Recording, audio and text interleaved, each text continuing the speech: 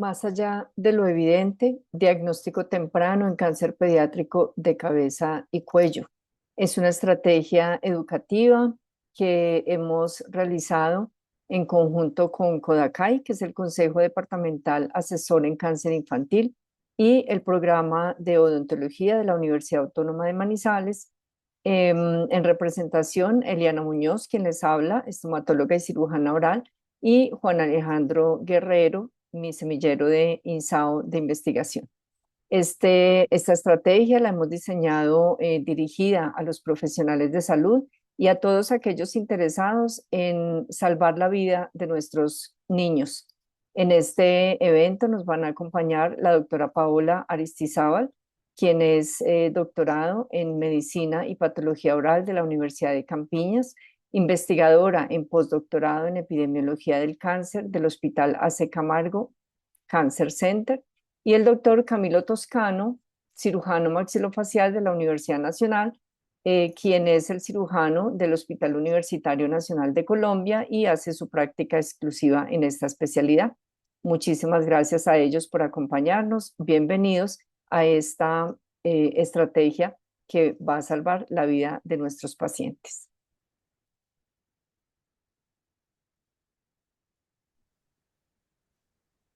Entonces, damos inicio con la doctora Paola Aristizábal Arboleda en su presentación de cáncer de cabeza y cuello en pediatría. Doctora Paola, muchísimas gracias por tu participación y bienvenida. Bueno, voy a hablar entonces sobre el cáncer de cabeza y cuello en pediatría. Vamos a iniciar brevemente con unos datos epidemiológicos que son de relevancia para entrar en el tema del cáncer.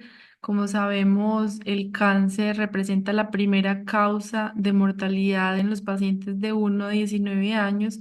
Esto lo podemos ver en estadísticas mundiales porque cuando comparamos los grupos de causas de mortalidad que anteceden el cáncer, son causas no relacionadas con enfermedad, son accidentes, asaltos, homicidios, suicidios. Entonces, en relación a enfermedad, el cáncer continúa siendo la principal causa en estos pacientes pediátricos de 1 a 19 años de edad.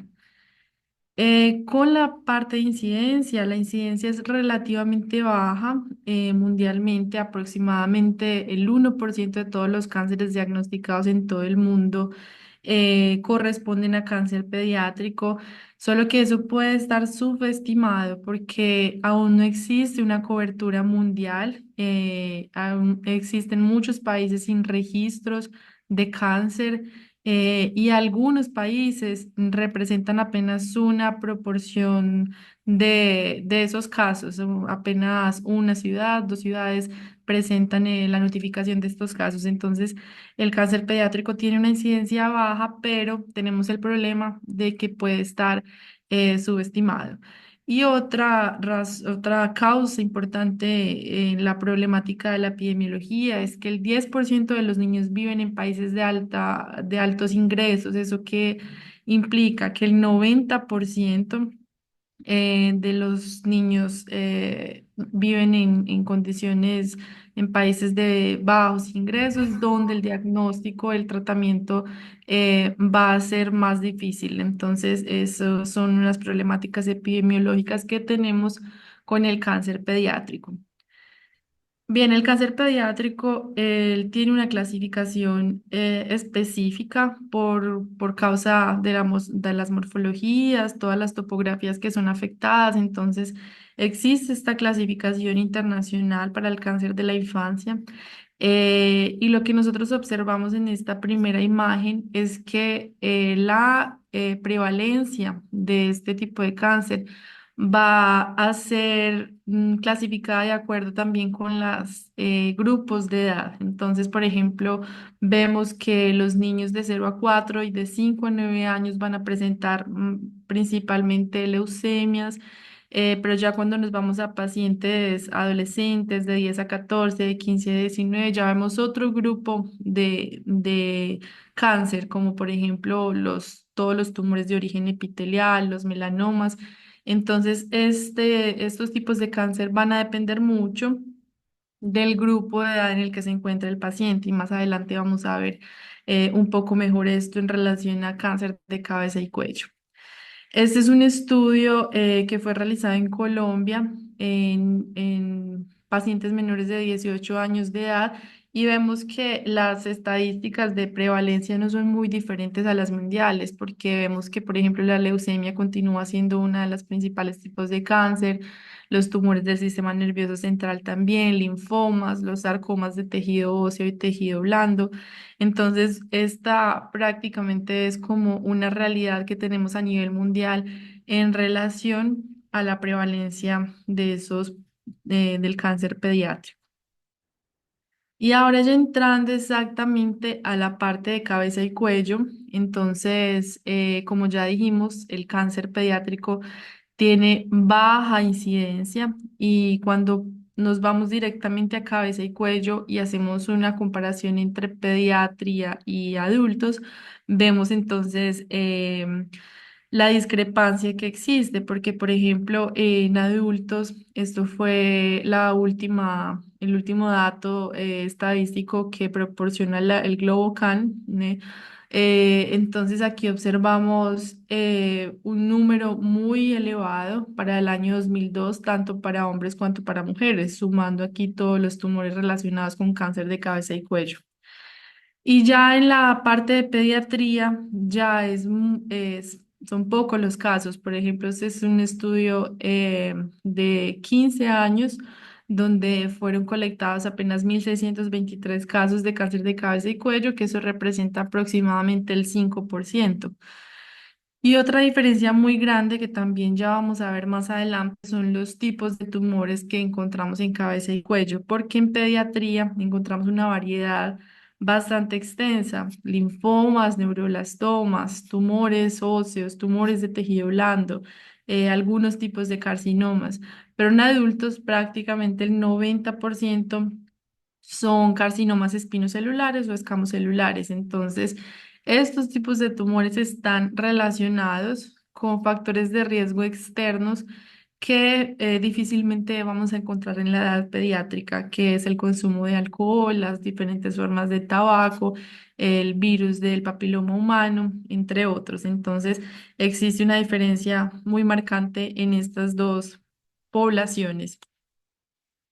Entonces, como les estaba contando, la gran variedad la podemos ver a través de este artículo que fue una revisión sistemática mundial, donde queríamos ver esa distribución de tipos de tumores en cáncer en cabeza y cuello. Entonces, aquí podemos ver, por ejemplo, todos los grupos de tumores que podemos encontrar en la región de cuello y linfonodos, que son linfomas, neuroblastomas, tumores de tejido, tumores musculares, tumores de tejido óseo, carcinomas escamocelulares.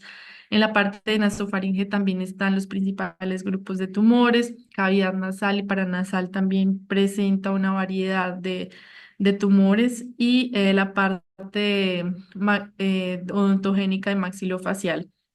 Entonces, mundialmente vimos que existen siempre, de acuerdo con la región geográfica, podemos ver más incidencia de linfomas, como fue en el caso de África y en el caso de América del Sur, por causa de los linfomas de Burkitt.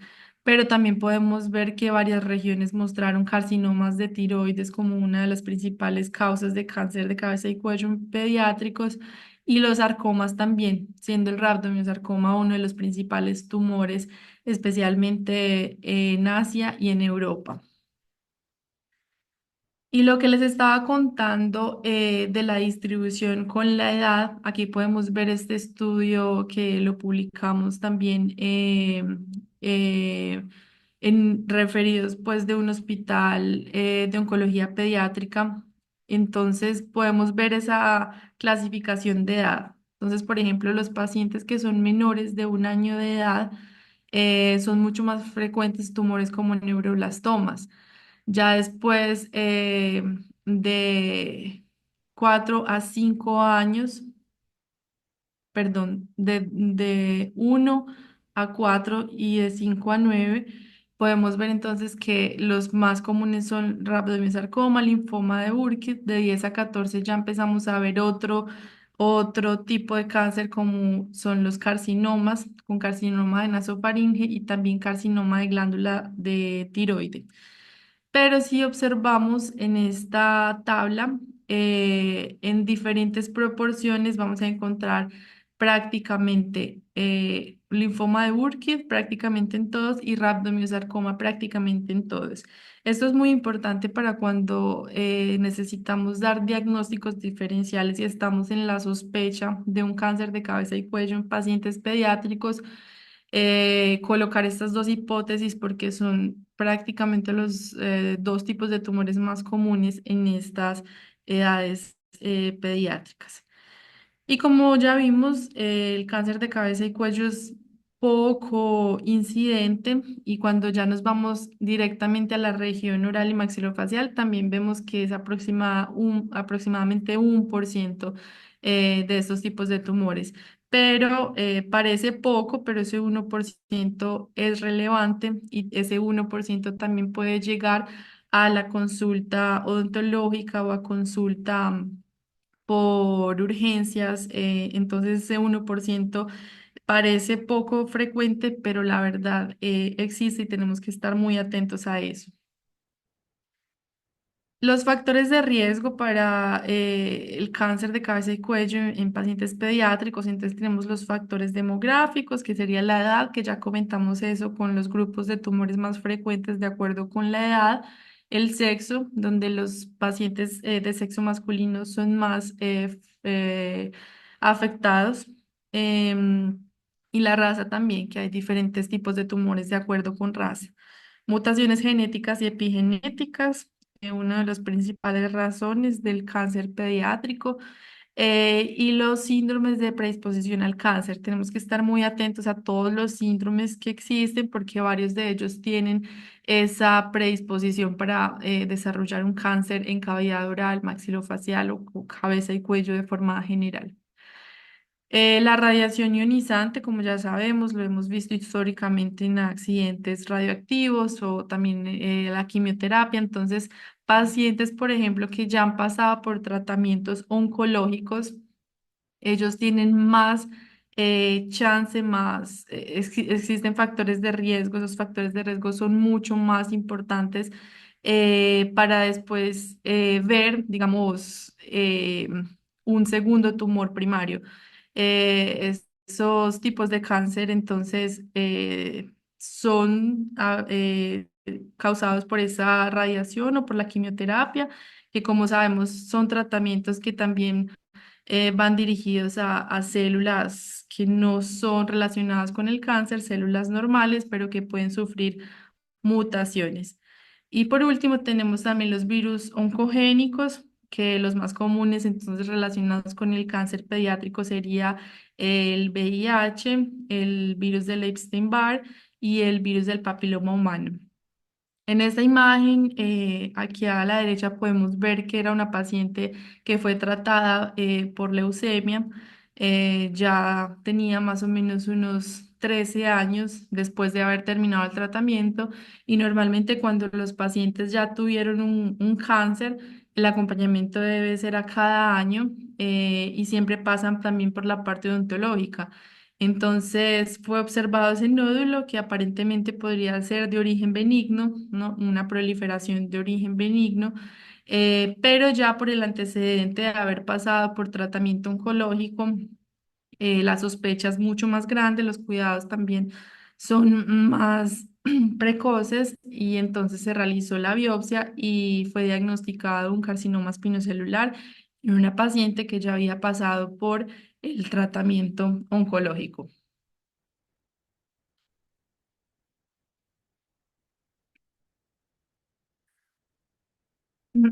Y aquí ya para empezar entonces con las manifestaciones clínicas, nosotros podemos ver en esta parte que los pacientes pediátricos, todas estas fotos que estamos observando aquí son diferentes tipos de cáncer. Entonces era lo que les estaba hablando al principio.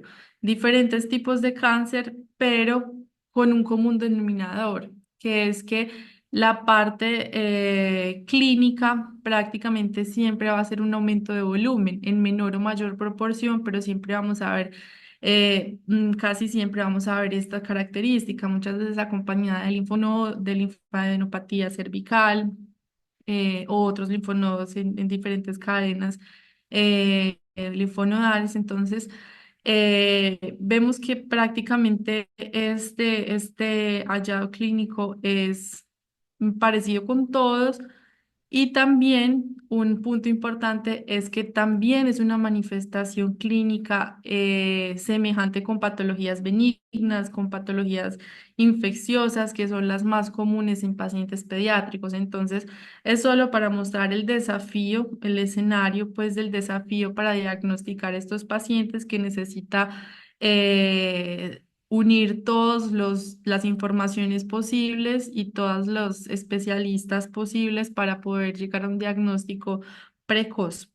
Y a diferencia de los adultos, que nosotros ya sabemos que existen unas lesiones, unos desórdenes orales potencialmente malignos con unas características clínicas bastante, podemos decir, patognomónicas o bastante ya que nos avisan que estamos ante un cáncer oral. Entonces, eso es una diferencia bastante grande y un desafío que tenemos en relación a los pacientes pediátricos. En este artículo, solo para mostrar las principales manifestaciones clínicas que fueron asociadas significativamente con los diferentes tipos de cáncer que encontramos en estos pacientes. Entonces, encontramos que el aumento de volumen o la inflamación es una característica importante relacionada, que las manifestaciones sistémicas también, como por ejemplo la pérdida de peso, fiebre, dolor de cabeza, palidez, también son importantes. Las alteraciones nasales también fueron asociadas significativamente con el cáncer como obstrucción nasal, ronquido, disnea, epistaxis, el dolor, dolor general, dolor en la parte de los miembros inferiores, dolores de cabeza. Entonces, dolor general también está asociado con esos tipos de cáncer, alteraciones orbitales y oculares. Entonces, estos fueron los resultados que encontramos que tuvieron esa asociación estadísticamente significativa. Y eso, una imagen donde nosotros mostramos entonces los principales manifestaciones clínicas, también la localización y los principales tipos de cáncer que encontramos en estas topografías. Entonces aquí podemos ver lo que ya dije anteriormente, todas las alteraciones orales, los tumores y las inflamaciones, linfadenopatía cervical, obstrucción nasal, entre todas las otras que ya discutimos.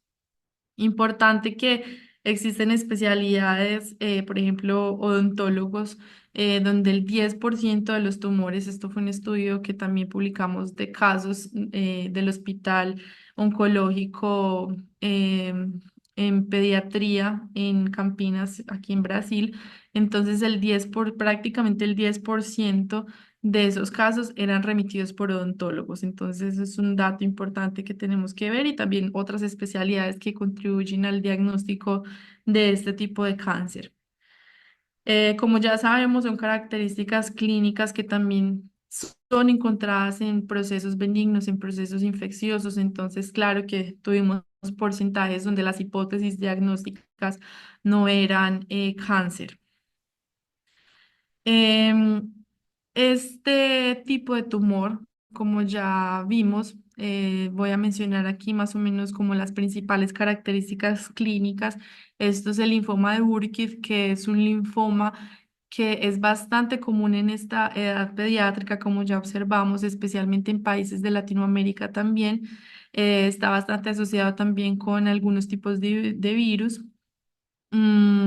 Entonces podemos observar este aumento de volumen, destrucciones, aumento de volumen y crecimientos rápidos, causando destrucciones óseas, causando esta parte aquí de necrosis, telangiectasia, trismus, estos aumentos de volumen a nivel intraoral, afectando la parte del paladar y la parte de la mucosa vestibular. Entonces el linfoma de Burkitt tiene esa característica de crecer rápidamente y causar destrucciones severas, tanto clínicamente cuanto radiográficamente. Imaginológicamente aquí también observamos la destrucción ósea que existe en las tomografías panorámicas, en las tomografías, en la resonancia magnética. Entonces observamos que es un tumor con bastante destrucción. Este es un caso que llegó remitido por una especialidad odontológica donde la paciente quería realizar eh, ortodoncia por esta razón estética en esta parte de los incisivos anteriores. ¿Y qué pasó? El ortodoncista vio entonces que había una lesión en la parte vestibular, en la parte lingual, en la parte del suelo de boca, y remitió a la paciente antes de realizar cualquier tipo de tratamiento. Efectivamente, esta paciente fue diagnosticada con un tipo de cáncer llamado sarcoma de Ewing, que es un tipo de tumor óseo. Y gracias a esa remisión, gracias a que la remitieron pues precozmente, fue entonces diagnosticada y tratada con éxito. Paciente en este momento se encuentra libre de tumor. Estas son otras características más de otros tipos de tumores más agresivos, y son tipos de tumores que podemos encontrar en regiones específicas. Esto es una serie de casos de Guatemala. Entonces existen razas determinadas pues en esta región. Y esos niños presentan entonces características bien agresivas de este tipo de linfomas, un linfoma extranodal de células TNK tipo nasal. Entonces aquí podemos ver ictericia, podemos ver toda esta parte de necrosis en la parte media facial, pero entonces son tipos de tumores mucho más raros y que vamos a encontrar en regiones como Asia o en regiones, algunas regiones de América Latina, en este caso, por ejemplo, en Guatemala.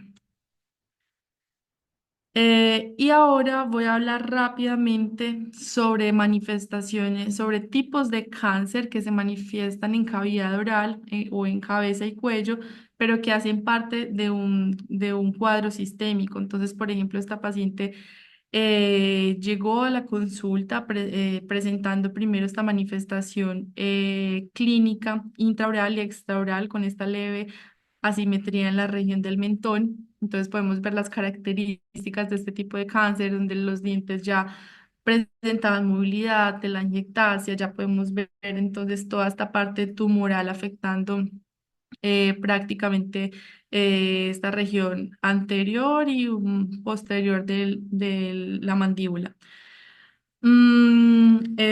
Radiográficamente y en las imágenes también vemos entonces este proceso de destrucción, y fue realizada también una resonancia donde fue confirmada una leucemia linfoblástica de células B. Entonces, esta paciente fue diagnosticada, su diagnóstico fue a través de la primera manifestación que encontramos en boca. Esto es otro ejemplo de los neuroblastomas. Los neuroblastomas son tumores originados en las células del sistema nervioso simpático, y ellas principalmente están en las glándulas suprarrenales. Pero ¿qué pasa? Muchas veces también se presenta como el caso anterior, donde su primera manifestación es cabeza y cuello. Entonces son pacientes que clínicamente pueden pasar por procesos infecciosos, procesos de origen benigno, por ejemplo, una pericoronaritis. Entonces son pacientes que batallan mucho hasta llegar al diagnóstico, porque se presenta de una forma muy parecida con procesos diferentes a cáncer. Pero ya cuando se junta como todos los exámenes diagnósticos, toda la parte imagenológica, toda la parte laboratorial, entonces fueron dos casos de pacientes que su diagnóstico fue un neuroblastoma y su primera manifestación entonces ya fue considerado como haciendo una metástasis en la cavidad oral. Aquí solamente para hablar también de las infiltraciones leucémicas, que muchas veces son pacientes que también son diagnosticados por presentar estas manifestaciones en cavidad oral y maxilofacial, como sangrado, movilidad, eritema, nódulos y pápulas necrotizantes, trismus. Entonces son varias características que cuando no se encuentra una razón de origen dental, de origen maxilofacial, necesita realizar exámenes laboratoriales y ayudar al paciente para este diagnóstico. Estos son unas características patognomónicas o no patognomónicas, son características que llevan mucho a pensar en malignidad, características de tumores en paladar, en glándulas salivares. Entonces, cuando nosotros, por ejemplo, vemos que presenta una superficie irregular, que presenta alteración del color, que presenta una ulceración, la telangiectasia también es un factor muy importante, entonces son como características que señalan un poco este camino de tumor maligno. Para dar un ejemplo rápido, fue una paciente que llegó a la consulta odontológica y el estudiante observó aumento de volumen en la región cervical, era un linfonodo cervical. Realizaron una biopsia por aspiración y realmente fue confirmado entonces un linfoma de Hodgkin. Y fue una paciente que nunca llevaba con varios días, varios meses con esa señal de aumento de volumen, pero entonces solamente cuando fue al odontólogo y percibió este aumento de volumen, pudo recibir su diagnóstico precoz.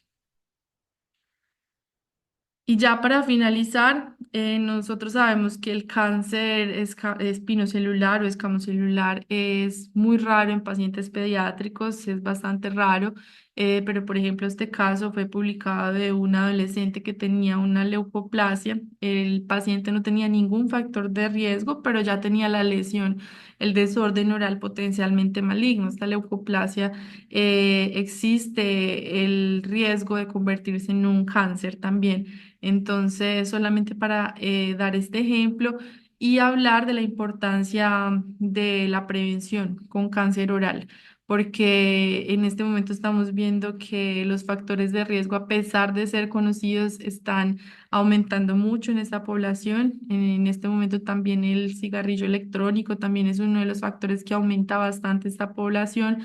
Entonces, solo para dejar una alerta que probablemente no sé cómo va a ser al futuro vamos a ver cómo se ha desarrollado pues la incidencia de este tipo de tumores en pacientes pediátricos por causa de estos factores de riesgo que están aumentando en esta población.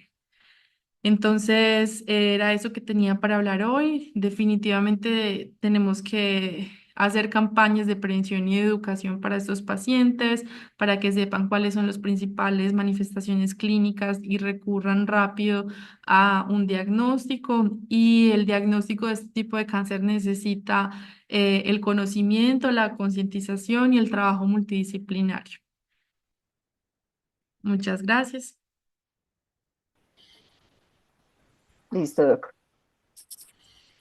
Bueno, muy buenos días. Mi nombre es Toscano, cirujano maxilofacial. Vamos a hablar un poco del enfoque clínico de la patología maxilofacial pediátrica, en el contenido, un poco de qué es este tipo de patologías, las prevalencias, la clasificación, la semiología, cómo se usan las imágenes diagnósticas y un par de casos clínicos como relevantes para tener en cuenta el manejo en general de estas lesiones. Entonces, como introducción, pues el examen de la cavidad bucal es fundamental para detectar alteraciones de desarrollo, enfermedades neoplásicas, enfermedades infecciosas e inflamatorias. las lesiones orales en los niños y en los adolescentes no son iguales a las que encontramos en el adulto. Entonces tenemos que tener como una percepción agudizada de todas estas alteraciones que nos permitan hacer un diagnóstico temprano. Las características clínicas, la sintomatología y el comportamiento, pues son completamente diferentes en ambas poblaciones. Entonces, las masas de cabeza y cuello son relativamente comunes en niños y la mayoría son benignas, que pueden resultar de etiologías congénitas, infecciosas, inflamatorias, traumáticas, linfovasculares y en menor cantidad lesiones neoplásicas. Solo el 5% de las neoplasias malignas primarias en los niños se originan en la región de cabeza y cuello. Hay pocos reportes en la literatura mundial que nos hablen de la prevalencia en esta población y pues en diferentes regiones del mundo pues tenemos diferentes prevalencias. No todos tenemos el acceso a bancos de datos en donde esté claramente consignado, entonces no todos los países tienen como un registro tan juicioso y pues hay una prevalencia que puede variar entre el 4,1% hasta el 52,6%. Usualmente las lesiones en niños están principalmente relacionadas a lesiones benignas como estomatitis aftosa recurrente, herpes labial, lengua geográfica, candidiasis y lesiones de origen traumático. Tener en cuenta que para tener un adecuado diagnóstico tenemos que empezar con la semiología de la cavidad oral y tener claro los 7 subsitios del examen de esta. Entonces tenemos que tener presente los labios, las encías, los dientes, paladar duro y paladar blando, el trígono retromolar, la úvula, los pilares amigdalinos, la pared posterior de la orofaringe, la mucosa bucal y los 2 tercios anteriores de la lengua que tenemos que tener claro que son completamente diferentes en su anatomía al tercio posterior, que igual podemos alcanzar a examinar en nuestro examen de rutina, y el piso de la boca. Entonces vamos a tener lesiones en tejidos blandos y lesiones en tejidos duros. Las lesiones en tejidos blandos se van a manifestar como cambios mucosos, con lesiones blancas, lesiones rojas y o blancas, lesiones cafés o negras, lesiones inflamatorias reactivas, neoplasias benignas y neoplasias malignas, mientras que en las lesiones de los tejidos duros vamos a tener lesiones odontogénicas y lesiones no odontogénicas. Entre las lesiones odontogénicas más comunes vamos a encontrar queratoquistes, odontomas, quistes radiculares, ameloblastomas, mientras que en las lesiones no odontogénicas podemos presentar lesiones como displasia fibrosa, lesiones de células gigantes o fibromas osificantes juveniles.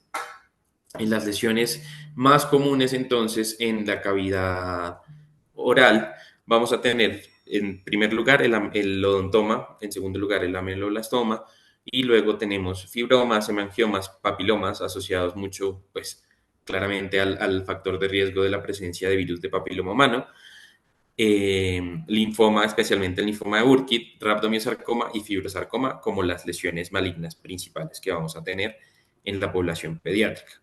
Los signos y síntomas clínicos, tenemos que en un 25% los pacientes son asintomáticos, no van a manifestar ninguna alteración, ningún dolor, no sé, nada de sangrado anormal.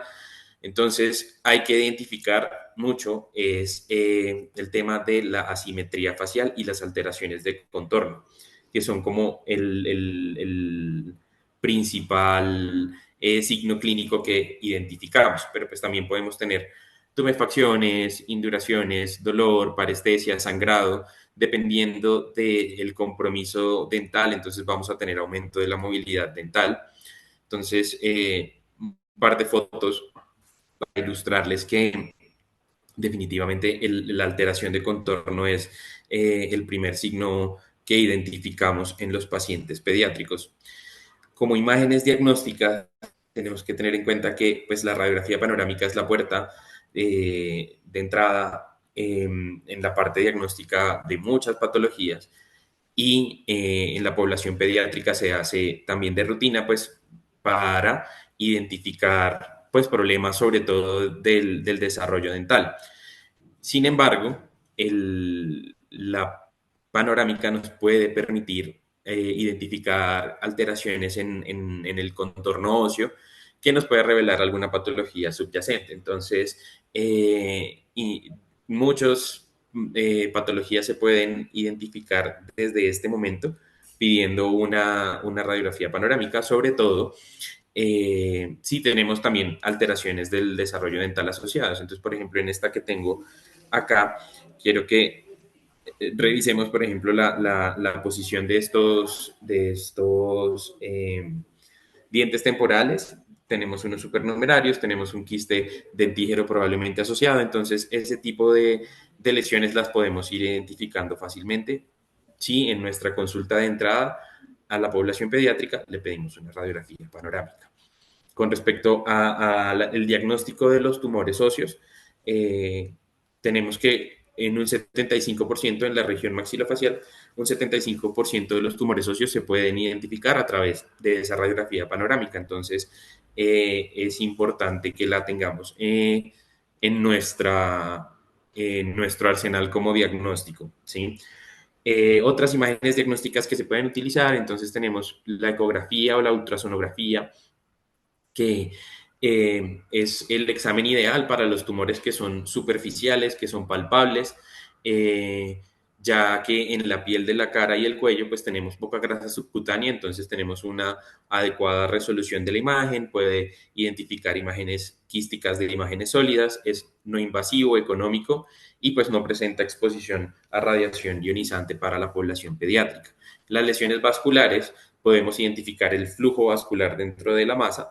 Sin embargo, la parte como que no, sí, como la desventaja es que es operador dependiente, entonces va a variar mucho si tenemos a alguien que tenga buena experiencia, un radiólogo que tenga buena experiencia en ecografía, pues precisamente de nuestra región orofacial, para identificar este tipo de lesiones en niños. La siguiente imagen va a ser la tomografía computarizada que va a detectar cambios óseos y pues nos va a permitir una reconstrucción tridimensional de las imágenes. Adicionalmente se pueden hacer tomografías con contraste que también nos van a permitir identificar alteraciones como nódulos linfáticos afectados, pero pues como desventaja tiene radiación ionizante para nuestra población pediátrica. La resonancia magnética es otra de las modalidades que nos permite identificar las masas en tejido blando, sobre todo en profundidad, y detecta mejor la infiltración ósea cartilaginosa de ese tipo de lesiones que la tomografía, porque pues va a permitir notar cambios más claros. Uno en la tomografía usualmente simplemente ve las erosiones, ahorita les muestro con el caso clínico, de las corticales, mientras que en la resonancia se pueden identificar los cambios de las densidades dentro del mismo tumor. Entonces, es algo que para planear la resección o identificar o tener un diagnóstico presuntivo por imagen nos va a permitir pues una idea más clara de ese tipo de tumor. Tiene pues diferentes tipos de ventanas que se pueden utilizar, que van a realzar diferentes tejidos. Sin embargo, para niños usualmente se necesita sedación, por lo que pues esto es un imán gigante que hace mucho ruido y le provoca mucha ansiedad a los niños. Y pues la otra desventaja es la aparatología metálica que puedan tener presente los niños y pues puede haber artefactos por eso. Todavía igual en los tumores sólidos pediátricos con la resonancia no hay una línea clara por parte de la radiología. Sin embargo, puede permitir adecuada estadificación inicial de tumores malignos como linfomas y sarcomas. Consideraciones en el tratamiento, entonces, para iniciar ese tratamiento es bueno tener una remisión a un centro que tenga experiencia en tratamiento de cáncer infantil. Digamos que por las barreras de acceso que podemos presentar en nuestro sistema de salud, eso puede llegar a ser muy difícil, pero eso es lo que tenemos que tratar de abogar, de lograr remisiones a centros en donde esté todo el equipo multidisciplinario completo y que tenga experiencia en eso. Y pues la idea es que el paciente reciba ese tratamiento, el apoyo para él, para su familia y una rehabilitación que le permita reintegrarse a la sociedad y pues le dé una calidad de vida más adelante óptima. Estos equipos multidisciplinarios pues están compuestos por pediatras, radiooncólogos, oncólogos, cirujanos maxilofaciales, cirujanos pediátricos, cirujanos de cabeza y cuello, otorrinolaringólogos, cirujanos plásticos y reconstructivos, estomatólogos pediátricos o odontopediatras, fisiatría para el tema de rehabilitación, enfermería, trabajo social y psicología, pues para el apoyo durante los cuidados de estos niños. Entonces, consideraciones en el tratamiento, el paciente probablemente va a necesitar cirugía, radioterapia y quimioterapia que pues vayan a ayudar al tratamiento de estas patologías. Como casos clínicos, entonces voy a presentar primero el caso de una niña de 5 años que fue remitida por una sospecha eh, de un rhabdomiosarcoma por una lesión de crecimiento muy rápido. En un mes de evolución tenía este tipo de lesión. Vemos la deformación de contorno, vemos la lesión intraoralmente ulcerada por el trauma con los dientes superiores. Entonces, estos son fotos de una semana de diferencia, entonces vemos como el aumento de la lesión era muy rápido, entonces esa paciente se decidió hospitalizar en el Hospital de la Misericordia y pues darle su manejo. Inicialmente se le había tomado una biopsia extrainstitucional, el resultado de la biopsia era insuficiente, hablaban sobre una reacción inflamatoria, entonces pues realmente la cantidad de tejido que tal vez se tomó en esa biopsia inicial no fue la suficiente. Entonces, pues al ingreso en el hospital se decide pues darle un manejo completamente diferente. Tenía una tomografía de antes de entrar a la hospitalización, en donde vemos pues una erosión de la tabla cortical, había un compromiso del diente 74. Miren toda la extensión de la lesión, era una lesión de aproximadamente unos 4 centímetros de diámetro. Y lo que les mencionaba durante la revisión de las imágenes, miren que acá solamente se ve la alteración de la cortical ósea. Sin embargo, cuando vemos en la resonancia, que esta sí la tomamos en la hospitalización, se ve como con un poco más claridad la extensión del tumor y nos permite identificar si tenía algún componente distinto intratumoral o si era una masa sólida. Al parecer el de ella era una masa sólida. Entonces la llevamos a procedimiento de biopsia excisional de la lesión con exodoncia también pues, del germen. Teníamos una lesión de aproximadamente 2 por 5 centímetros, pediculada, bastante friable, bordes irregulares, sangraba la digitopresión, compromiso del reborde óseo y compromiso del germen del diente. Este es el posoperatorio al siguiente día. Tenemos una, pues, todavía inflamación persistente en esa hemicara, pero pues el reborde alveolar tenía una adecuada cicatrización. Le hicimos consulta de control a los siguientes 15 días, ya vemos una mejoría de esa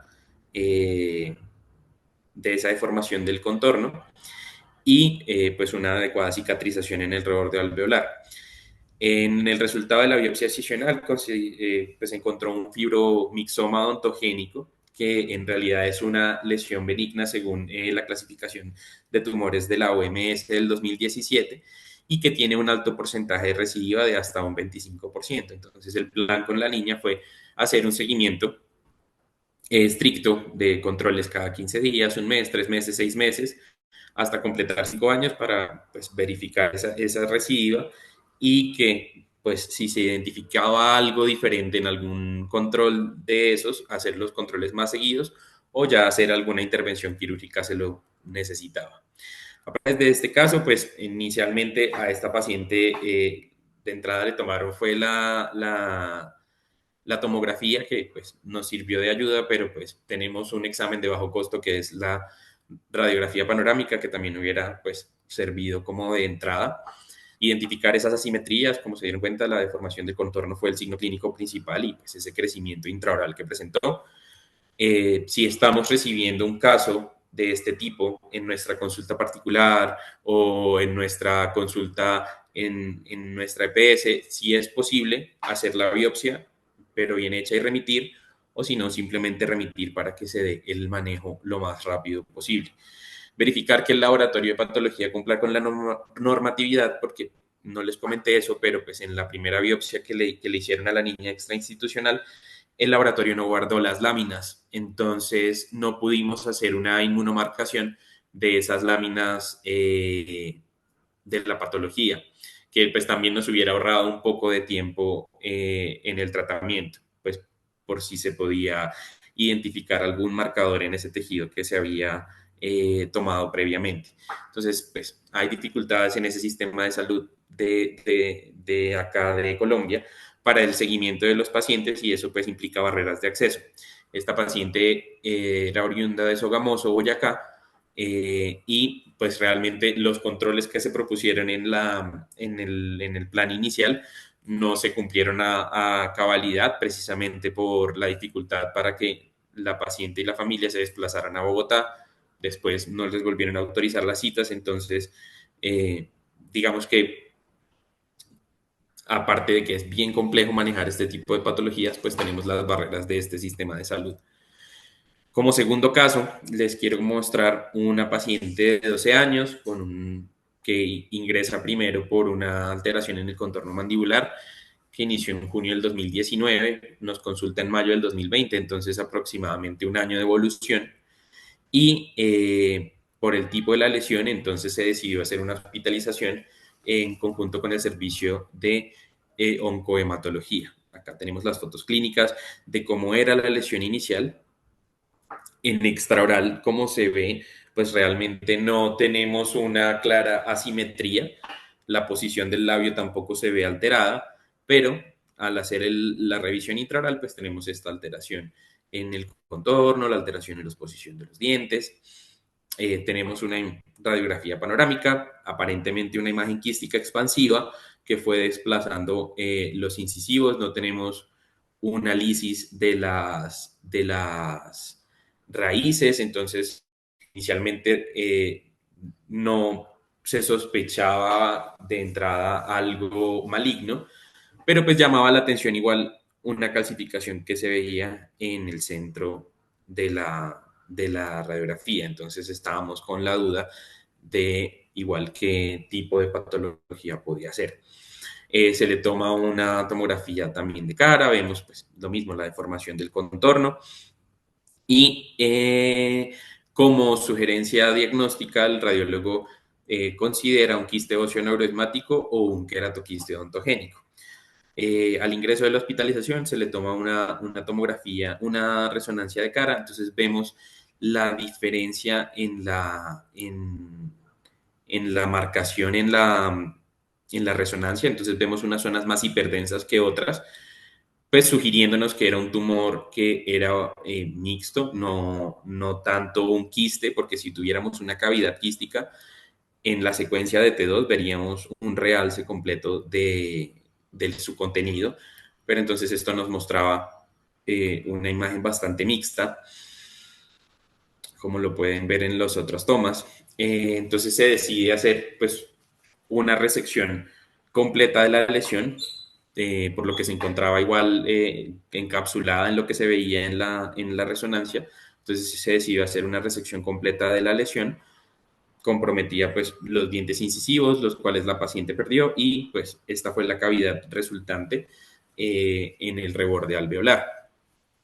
Entonces, inicialmente se le pidió estudio histopatológico y marcadores de inmunistoquímica, se sospechaba de un sarcoma de Ewing versus una variante carcinomatoide de un tumor epitelial, y después de los marcadores de inmunistoquímica tuvimos el diagnóstico de un carcinoma ameloblástico de células fantasma, que es una patología bastante rara en población pediátrica, pero entonces ya teníamos que entrar a hacer un manejo más agresivo al consultar con oncohematología y por la clasificación del tumor, que era un T3 por el tamaño de más de 4 centímetros, se decide hacer una resección quirúrgica con márgenes de 1,5 a 2 centímetros para pues, evitar una recidiva.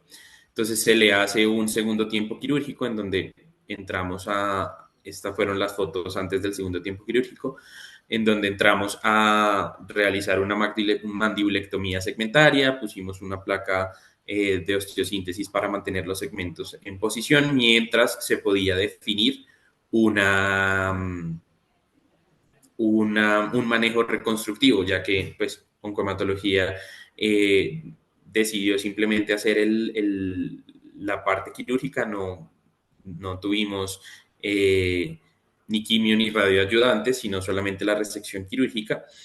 Y pues bueno, posteriormente las interconsultas con cirugía plástica para realizar una reconstrucción con colgajo de peroné, la cual falló porque en los pacientes pediátricos el pedículo es muy pequeño, el pedículo en donde se une el colgajo.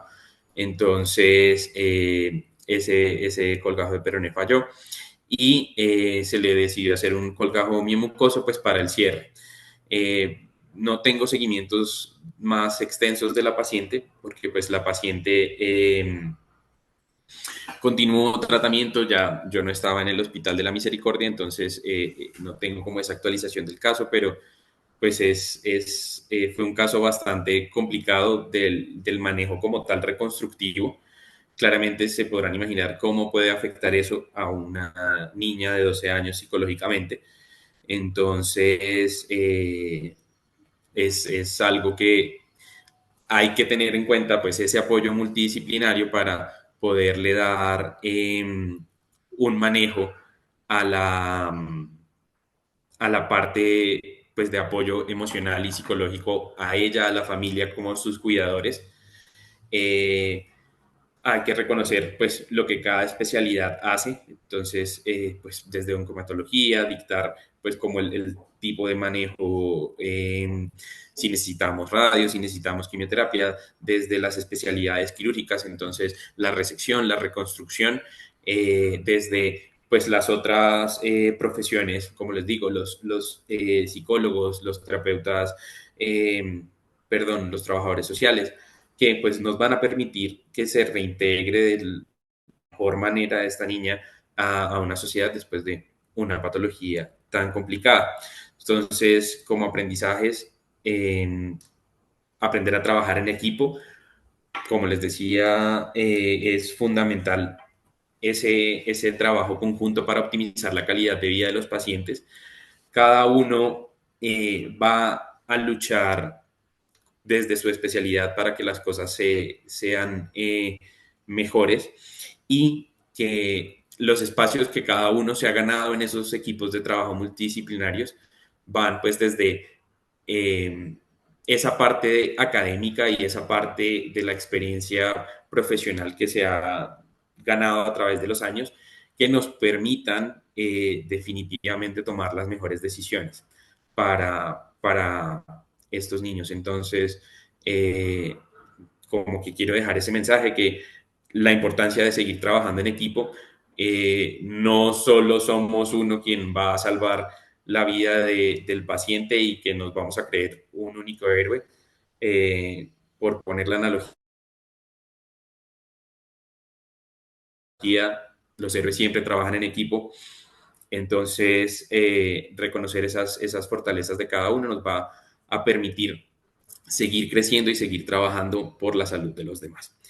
Gracias a mi equipo del Hospital de la Misericordia cuando hice mi rotación allá, al doctor Diego Esquivel, a la doctora Claudia Peña y muchísimas gracias. Bien, después de escuchar estas dos excelentes conferencias, agradecer a la doctora Paola, al doctor Camilo, y obviamente el hecho de que nos hayan hecho caer aún más en cuenta que más allá de lo evidente, como llamamos este simposio, el diagnóstico temprano en cáncer pediátrico de cabeza y cuello es lo que nos debe motivar siempre en nuestra consulta. en los pacientes pediátricos tenemos que ver siempre más allá de lo evidente. Al doctor, a los doctores que nos acompañaron hoy, muchísimas gracias nuevamente y desde Kodacay, la Universidad Autónoma de Manizales, les damos ya una finalización de este simposio con toda esta motivación. Doctor Juan Alejandro. Muchísimas gracias a todos los que hicieron parte de este evento. Como lo mencionó la doctora Liana, estamos haciendo la invitación, estamos incitando a que no solo los profesionales ya egresados de sus facultades, sino que también los estudiantes de odontología, medicina y todas las carreras afines al área de la salud realicen un diagnóstico adecuado de lo que serían los pacientes pediátricos. Hay que realizar un adecuado examen semiológico, hay que realizar una buena inspección clínica generalizada para poder dar un diagnóstico adecuado y lo más importante que sea un diagnóstico temprano. Eso sería todo. Perfecto. Muchísimas gracias a todos y feliz día.